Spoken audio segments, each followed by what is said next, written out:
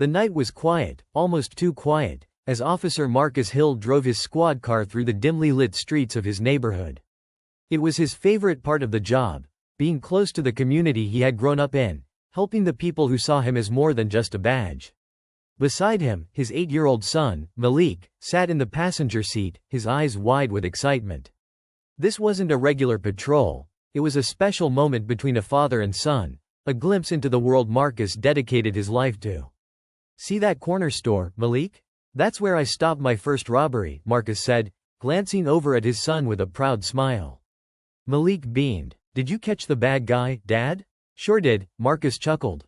"But being a cop isn't always about catching bad guys. It's about doing what's right, no matter what." Those words lingered in the air, a lesson Marcus hoped would shape his son's future. But fate had other plans that night, plans that would tear their world apart. As Marcus turned down an empty street, headlights appeared in his rearview mirror, closing in fast.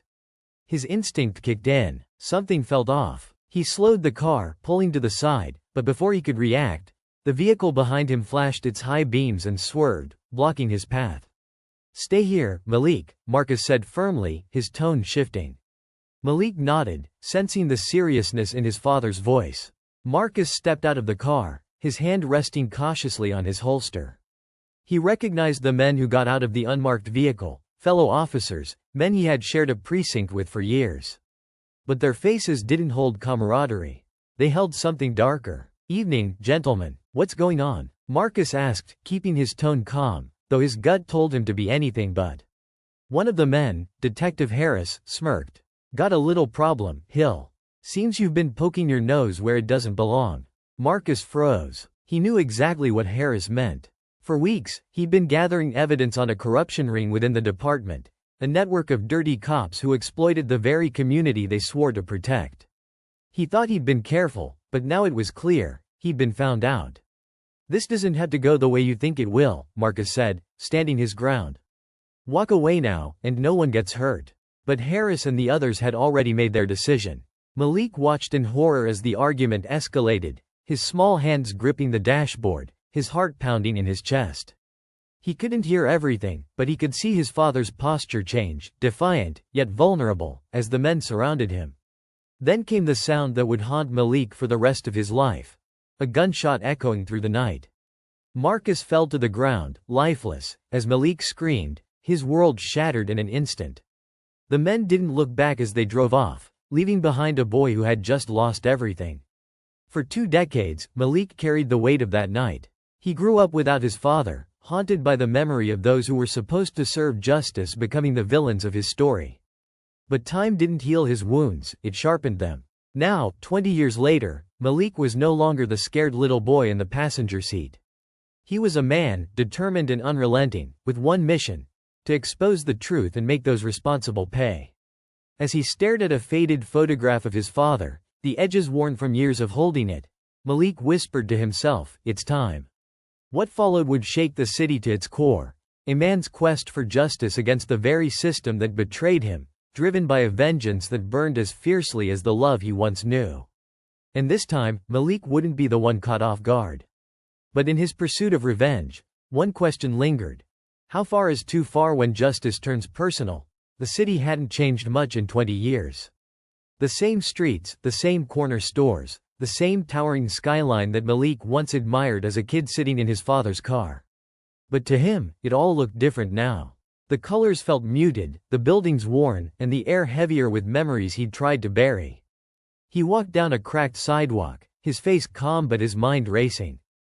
Every step was a reminder of the path he was on, and there was no turning back. Malik had spent years preparing for this. While others his age were chasing careers, starting families, and building lives, he was chasing ghosts. He had studied law enforcement, digging deep into the system that failed him.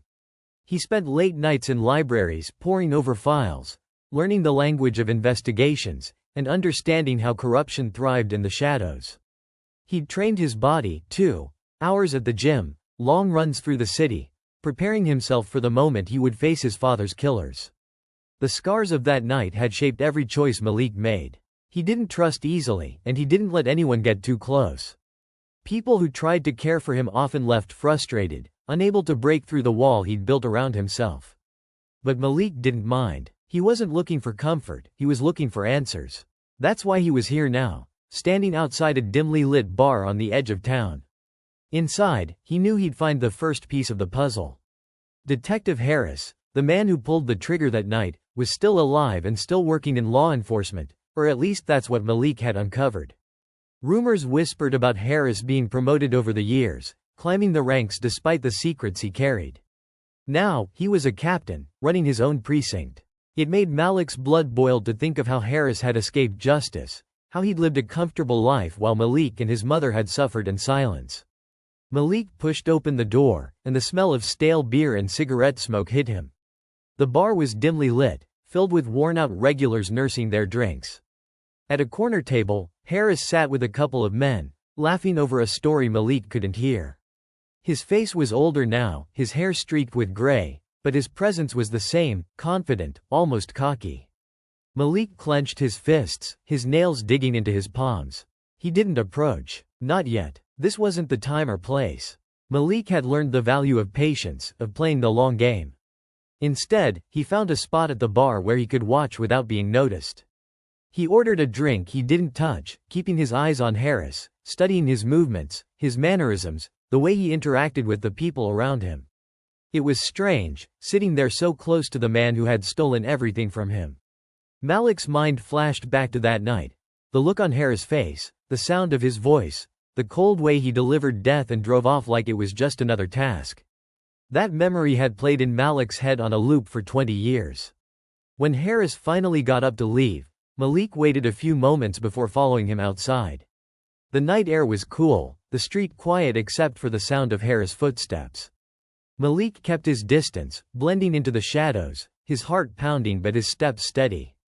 Harris walked to his car, a sleek black sedan that seemed too polished for someone who spent his life in the field. He unlocked it and climbed inside, but just as he started the engine, Malik stepped out from the shadows and stood in front of the car, staring directly at him. Harris froze, his hand hovering over the gearshift. He squinted through the windshield, trying to make out Malik's face. "Hey, what the hell are you doing?" he shouted, his voice muffled by the glass. Malik didn't respond. He just stood there, his expression blank but his eyes burning with intensity. He wanted Harris to feel uncomfortable, to feel a fraction of the unease he had caused so many others. Harris opened the car door and stepped out, his hand instinctively reaching for his hip, where his badge and gun were holstered. "You got a death wish, buddy? Move it along before I call this in," he said, his tone firm but laced with irritation.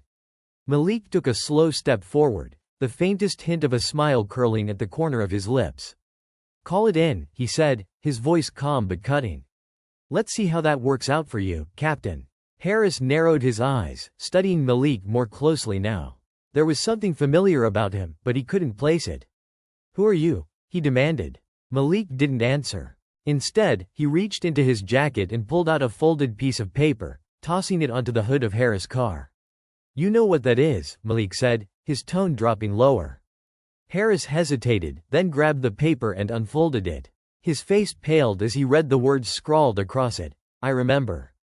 Before Harris could react, Malik turned and walked away, disappearing into the night like a shadow.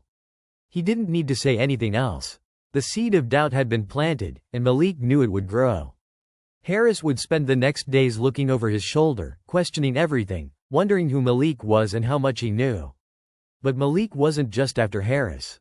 He knew Harris hadn't acted alone. There were others involved that night, officers who stood by and let it happen, who helped cover it up, who benefited from the silence that followed. Malik had their names, their records, their dirty little secrets. He had spent years piecing it all together, and now he was ready to unravel it, thread by thread.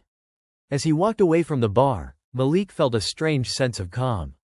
For the first time in years, he was no longer just surviving. He was moving forward, step by step, toward the justice his father never received. But deep down, Malik knew this journey wouldn't end cleanly. There was no way to bring down men like Harris without getting his own hands dirty. The question wasn't whether Malik would win or lose, it was how much of himself he'd have to sacrifice along the way. The city lights flickered above him as he disappeared into the maze of streets, his mind racing with plans, his heart heavy with the weight of what was to come. Somewhere out there, the men who killed his father were living their lives, oblivious to the storm that was about to descend upon them. Malik was that storm, and he wouldn't stop until every single one of them paid for what they'd done. The streets seemed quieter than usual as Malik made his way back to the small apartment he called home. It wasn't much, a single room with peeling wallpaper and a view of the alley, but it was enough for him. He didn't need comfort or luxury, he needed focus. The walls were covered with maps, photographs, and newspaper clippings, each one connected by red strings that crisscrossed in a chaotic pattern. It was a web of names and faces, evidence of the years Malik had spent piecing together the truth about his father's death. At the center of it all was a photo of Marcus Hill, his father. It was one of the few pictures Malik had left, taken on a bright day long before the darkness crept into their lives. He stared at it now, his chest tightening. "I'm going to finish this," he murmured, his voice steady but low. Malik turned his attention to the desk in the corner, where a stack of files waited for him. They were copies of internal police reports, documents he had obtained through quiet favors and discreet deals. Each one painted a picture of corruption buried deep within the department. Promotions handed out to questionable officers, missing evidence in high-profile cases, and names that kept showing up in all the wrong places. It wasn't just Harris. There were others: Detective Ryan, Sergeant Blake, Officer Coleman. They were all part of the same circle, men who had built their careers on lies and blood. Malik had learned to see the patterns, to connect the dots, and now the picture was almost complete. But knowing the truth and exposing it were two very different things. As he sifted through the files, a name caught his eye: Vanessa Miller.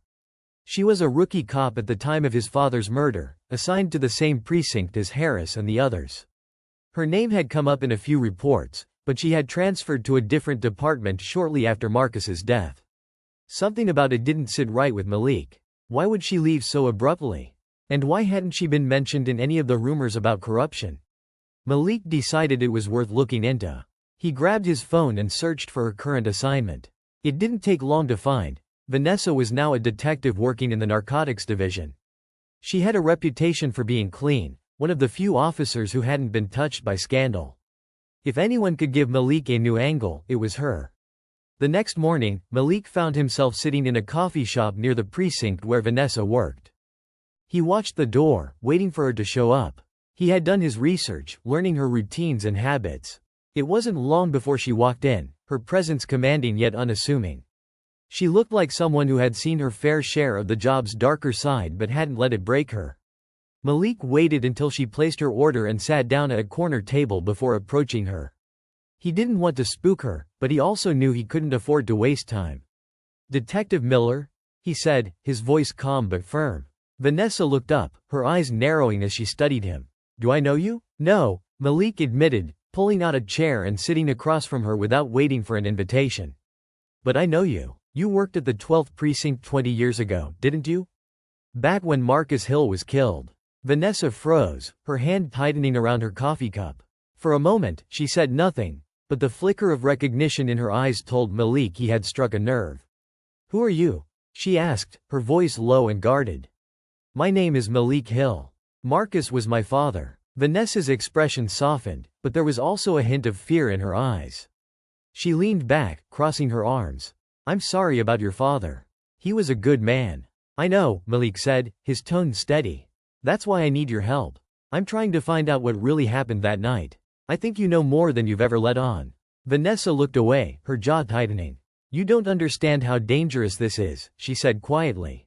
"The men involved, they don't play by the rules. If they find out you're digging around, they won't," Malik interrupted. "I've spent my whole life preparing for this. I'm not backing down." Vanessa hesitated, torn between her instincts and the weight of the truth she had been carrying. Finally, she sighed. "I didn't know everything back then. I was just a rookie, trying to stay out of trouble. But I knew enough to see that something wasn't right. Your father, he was onto something big. He was gathering evidence against Harris and the others. I think he trusted the wrong person, and that's how they found out." Malik leaned forward, his heart pounding. "Do you have proof? Anything I can use?" Vanessa shook her head. "I don't have files or documents, if that's what you mean. But there's someone who might." There was another cop, an old-timer named Frank Dawson. He retired a few years after your father's death. He always said he kept records of everything, just in case. Where can I find him? Malik asked. Vanessa frowned. That's the problem. Frank went off the grid years ago. No one knows where he is now. But if you're serious about this, I can ask around, see if anyone's heard from him. Thank you, Malik said, his voice filled with a mix of gratitude and urgency. Anything you can find will help. Vanessa nodded, but the worry in her eyes remained. Be careful, Malik. These men have a lot to lose, and they won't think twice about silencing you if they feel threatened. I know, Malik said, standing up. But they should be more worried about me. As he left the coffee shop, Malik felt a renewed sense of purpose. The pieces were starting to come together, but he knew this was only the beginning. The men who killed his father had spent 20 years hiding their crimes, and they wouldn't give up their secrets easily. But Malik wasn't afraid. He had spent his whole life in the shadows, waiting for this moment. Now, it was his turn to make them afraid. The rain came down in cold sheets as Malik parked his car outside an abandoned warehouse on the outskirts of the city. The location had come through a late-night text from Vanessa, led on where Frank Dawson might be. It wasn't much to go on, but Malik didn't have time to second-guess. Every minute felt like a race against the men who were surely starting to feel his presence closing in. The warehouse loomed in the dark, its windows shattered and its walls streaked with graffiti. It was the kind of place no one came to unless they had something to hide. Malik stepped out of the car, pulling his jacket tighter against the wind. He glanced around, his senses heightened, every sound and shadow feeding his suspicion. He had learned to move quietly, to stay aware of his surroundings. This wasn't the kind of fight he could win by being careless. The door creaked loudly as Malik pushed it open, and the smell of rust and mildew filled his nose. Inside, the space was cavernous and empty, except for a few rusted shelves and broken crates scattered across the floor. In the distance, the faint glow of a lantern flickered, casting shadows on the walls. Malik approached cautiously, his footsteps echoing softly. Who's there? A voice called out, rough and edged with distrust. Malik stopped, his hands visible, showing he wasn't a threat. Frank Dawson? The figure near the lantern stood, revealing an older man with a scruffy beard and tired eyes. He was thinner than Malik expected, his posture hunched as if the years had weighed heavily on him. Frank's hand rested on the butt of a pistol tucked into his waistband, his gaze sharp and untrusting. Who's asking? Frank replied, his voice low. Malik Hill, he said, stepping closer. Marcus Hill's son. At the mention of Marcus's name, something flickered in Frank's expression, recognition followed by regret. He lowered his hand slightly, though his guard didn't drop completely. I knew your father, he said after a moment. He was a good man. Better than most of us deserved. Malik nodded, his voice steady but urgent. I need your help. I know you kept records, evidence of what really happened.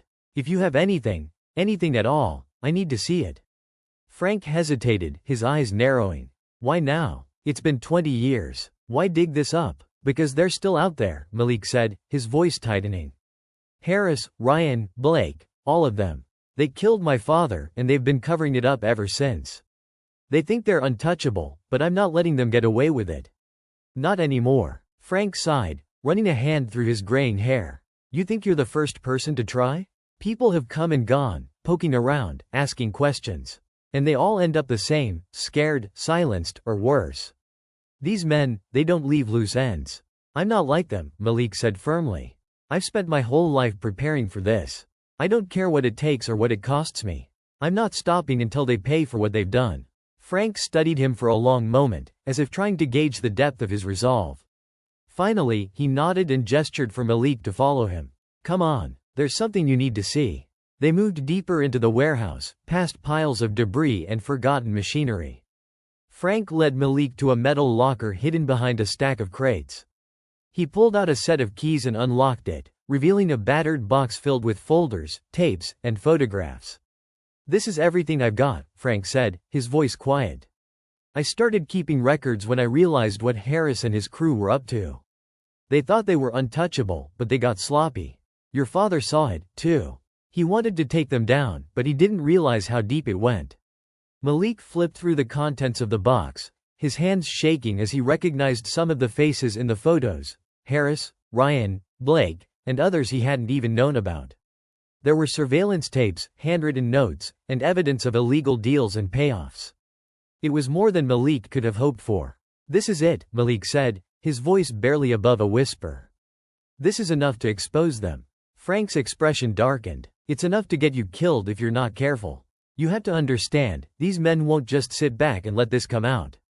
They'll come for you, just like they came for your father." "I'm ready," Malik said, his eyes hard. But as he spoke, the sound of footsteps echoed through the warehouse. Malik and Frank froze, their eyes darting to the entrance. A shadow moved across the wall, followed by another. "They're here," Frank whispered, his voice tense. Malik's pulse quickened as he grabbed the box of evidence and tucked it under his arm. Frank reached for his pistol, his hand steady despite the fear in his eyes. "Back way out?" Malik asked, his voice low. Frank nodded and gestured toward a side door.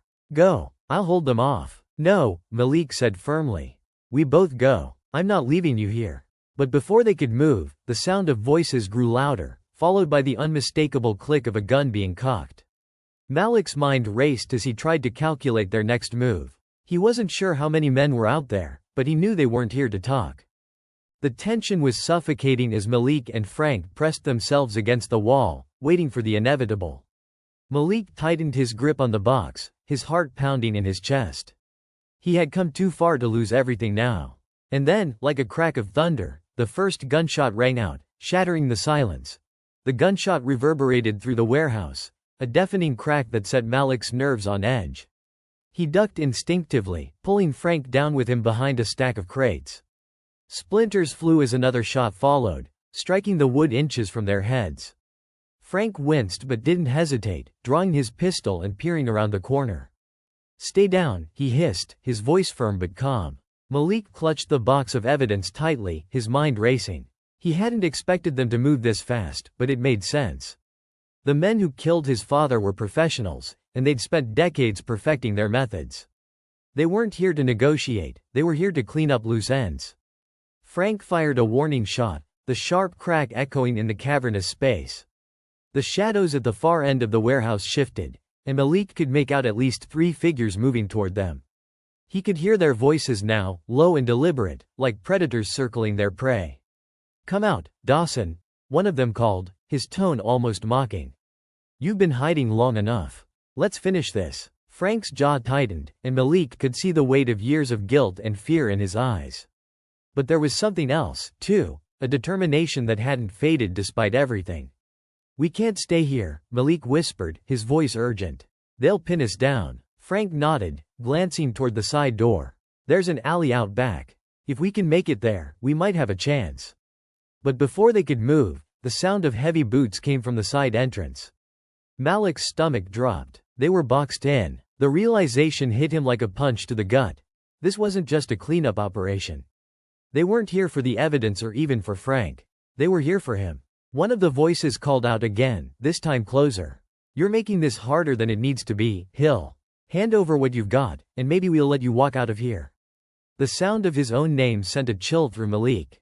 They knew who he was, what he was doing. The stakes weren't just high, they were personal. "Don't listen to them," Frank said quietly. "They're not letting anyone walk out of here." Malik's mind raced, trying to piece together a plan. He had trained for situations like this, but nothing could prepare him for the raw fear of being hunted. He looked at the box in his hands, the evidence that could expose everything. It was the key to justice, but it was also a target. And then, an idea struck him. "We need a distraction," he said, his voice steady despite the chaos around them. "Something to draw them away from the door." Frank frowned, but understanding dawned in his eyes. He reached into his pocket and pulled out a small, weathered lighter. "You thinking what I'm thinking?" Malik nodded. "Those crates look dry enough. If we can start a fire, it might buy us some time." Frank didn't hesitate. He flicked the lighter and leaned toward a stack of old wooden pallets. The flame caught quickly, the dry wood igniting in a burst of heat and light. Smoke began to fill the air, and shouts rang out as their pursuers realized what was happening. The moment of chaos was all they needed. Malik and Frank moved quickly, staying low as they made their way toward the side door. The fire spread rapidly, the crackling flames masking the sound of their footsteps. But just as they reached the door, a figure stepped into their path. Malik's heart sank as he recognized the face, Detective Harris. Harris smirked, his gun leveled at them. Going somewhere? Malik froze, his mind racing. This was the man who had haunted his nightmares, the one who had taken everything from him. Seeing Harris up close, with that same cold arrogance in his eyes, made Malik's blood boil. I should have known you'd come crawling out of the woodwork, Harris said, his tone dripping with contempt. Just like your old man. Always sticking your nose where it doesn't belong. Malik tightened his grip on the box, his jaw clenched. You're going to pay for what you did. Harris chuckled, a dark, humorless sound. You don't get it, do you? You think this is about justice? About doing the right thing? This is about power, kid. And you're way out of your league. Before Malik could respond, the fire roared louder, flames licking at the walls and casting long shadows across the room. Harris glanced back, his confidence faltering for just a moment. It was all the opening Malik needed. He lunged forward, using the box as a shield, and knocked Harris' gun aside. The weapon clattered to the ground, and the two men grappled in the flickering light. Frank, despite his age, moved quickly to pick up the gun. He trained it on Harris, his hand steady. Let him go, Frank growled. Harris sneered, but he released Malik, his hands raised in mock surrender. You don't have the guts, old man. Frank's eyes hardened, but before he could respond, more footsteps echoed behind them. Reinforcements had arrived. Malik's heart pounded as he realized they were out of time. Go! Frank shouted, gesturing toward the alley. I'm not leaving you, Malik said, his voice breaking. Don't argue with me, kid, Frank snapped. You've got the evidence. You're the only one who can finish this. Torn, Malik hesitated for a moment before nodding. He grabbed the box and bolted for the door, the sound of shouting and gunfire following him into the night. As he disappeared into the shadows, he didn't look back. The flames consumed the warehouse, their light casting an eerie glow across the city skyline.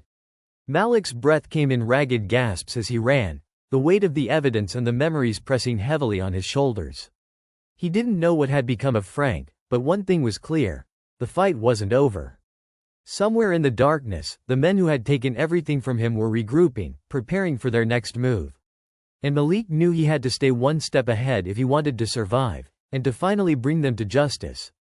Malik didn't stop running until his legs felt like they were going to give out. He kept his head low and his eyes scanning the shadows for any sign of movement, knowing that the men who had been after him would stop at nothing to catch him.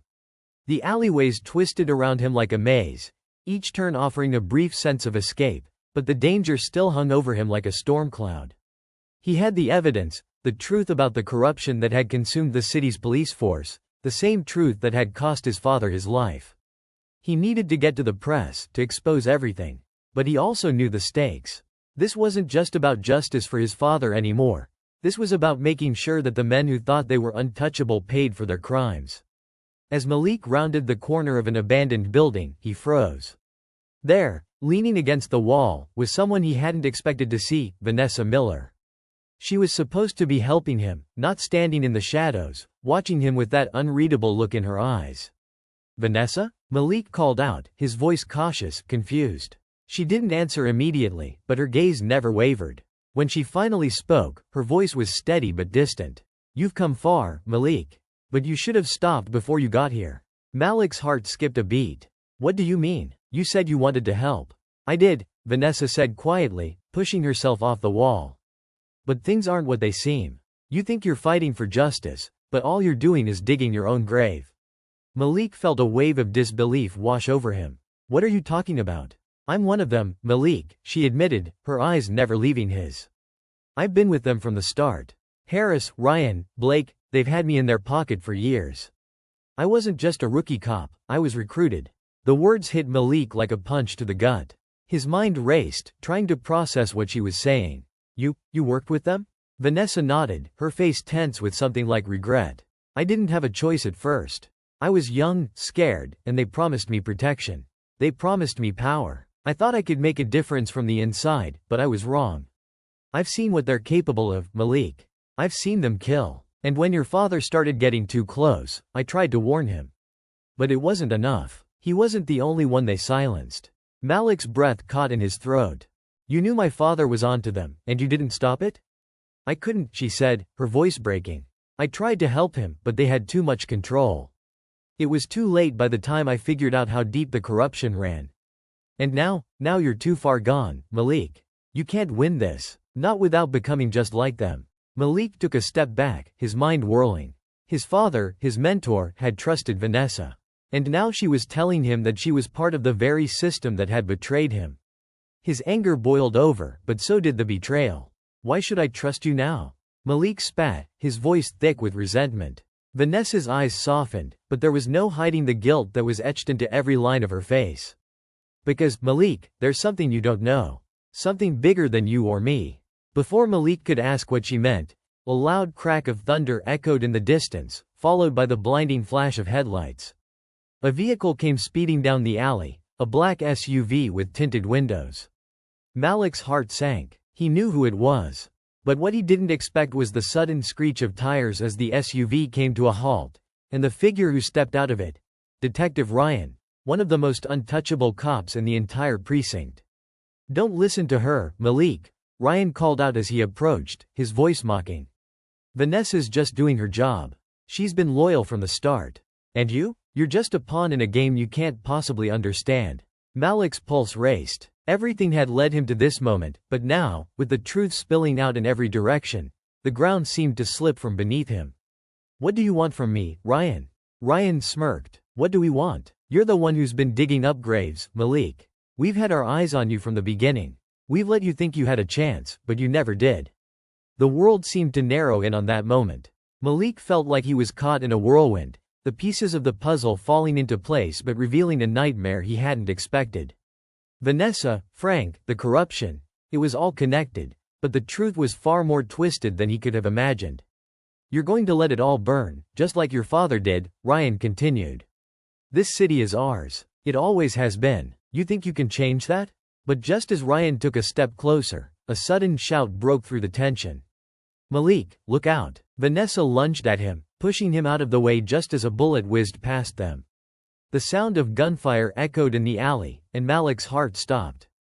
It was over. But then, as he looked up at Vanessa, he saw something he hadn't expected, a flash of something real in her eyes. A second before she fell, he realized that she wasn't working for them anymore. She had made her choice. Vanessa crumpled to the ground, the blood seeping from her side. Malik's world spun as he scrambled to her, his hand trembling as he tried to stop the bleeding. But it was too late. She was already gone, her final words barely a whisper. I'm sorry, Malik. Ryan didn't hesitate. He aimed his gun directly at Malik, his finger tightening on the trigger. It's over. But just as Ryan was about to pull the trigger, there was a sharp crack of gunfire.